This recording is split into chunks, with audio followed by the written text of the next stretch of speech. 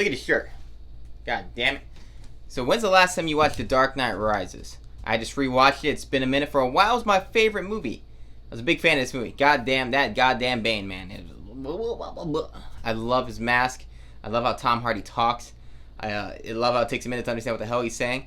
But he is such a great villain. But I rewatched it because over years of watching this thing get reviewed, a lot of people are like, goddamn plot holes, man. There's so many plot holes. How did he get back to New York City, man? Or fucking Gotham, wherever the hell it was filmed at. Chicago?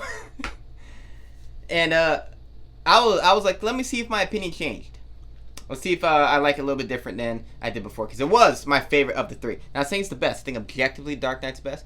Is it my favorite? And it still is. It still is my favorite.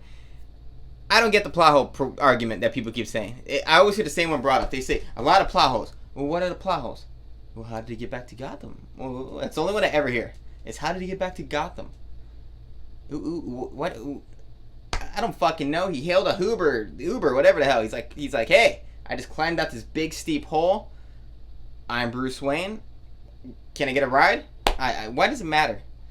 The point of the fucking hole that he's in is that he's like, oh man, I'm a suicidal bitch, and I got my ass kicked, and doctor, I'll pay you to kill me. And the doctor's like, no. And he's climbing up the thing, and he's not afraid to die, and that's why he keeps falling, and he gets his guts ripped apart by that rope. And the doctor's like, do it without the rope. And the whole point is so that he values his life enough to fear death. And that's how he gets out. That's the point of that moment. It's the thematic. All these movies have a great theme with Bruce Wayne.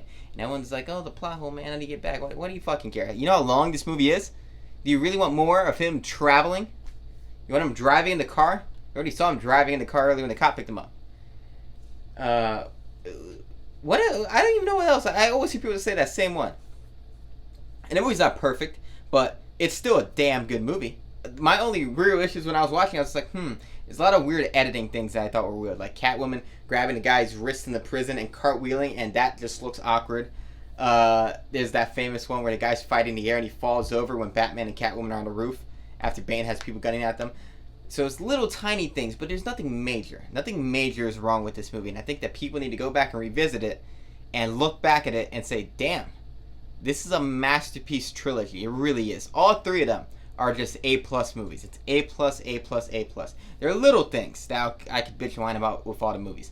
Batman Begins, I think the fight sequences were bad. They were so that cartoony. How do 2000s movies, early 2000s movies film fight sequences? 20 edits. 20 edits a second. That's how we do it. We want to make sure that you know this was edited by a fucking monkey. Dark Knight, I was always bothered by the end when Gordon reads off the amount of people who got killed. I'm like, really? He killed 5? Right? 2 of them cops? When did that happen? And the third one, lot of editing things, you know. Bane, how Bane died was... It's not a plot hole. I've heard someone say it's a plot hole. It's not a plot hole. You know, it calls back to him knocking the gun out of her hand on the roof.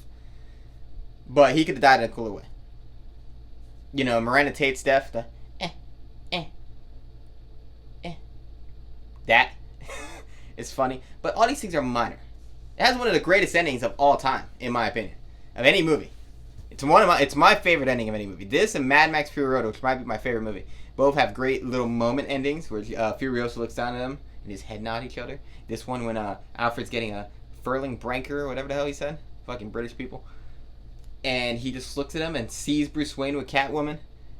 And it's like, wow. He went on to do what Steve Rogers in Avengers, I swear they watched this movie first. This movie did it first.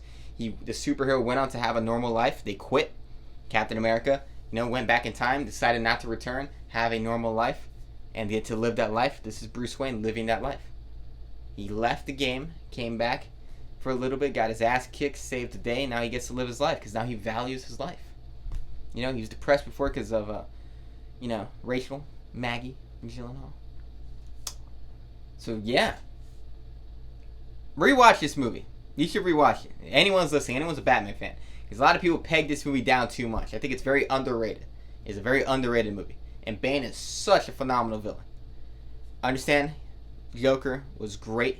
But this whole series, Scarecrow, Ra's al Ghul, or Ra's al Ghul, Falcone, Joker, Two-Face, Bane.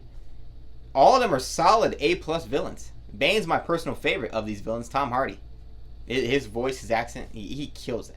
He's the greatest actor who doesn't need a face to act. So, yeah, still an A+ movie to me. Really is. Go rewatch it, you son of a bitch.